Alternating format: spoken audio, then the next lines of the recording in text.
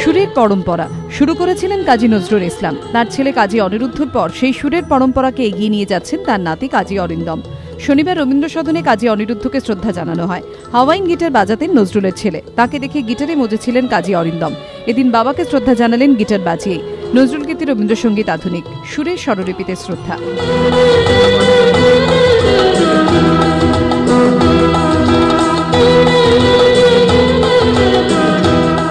এইগুলোই আমাদের কাছে পরম পাওয়া, কেননা বাবাদের সময় যখন খুব ছোট ছিলাম তখন তো গান বাজনা শুনতামই, সেই সুর সেই পথ চলা এখনো জারি রাখার চেষ্টা করেছি আপনাদের আশীর্বাদে।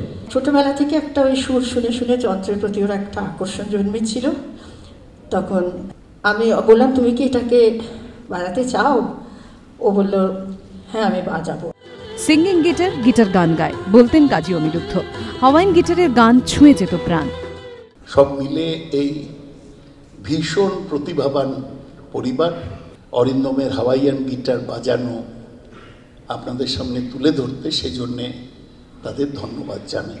যেটা আমার খুব ভালো লেগেছে যে অরিন্দম তার বাবার এই ঐতিহ্য পরম্পরা, বাবার মৃত্যু ৭৪ সালে হয়েছে, সেটাও প্রায় ৩৯ বছর হলো, এতদিন ধরে রেখেছে।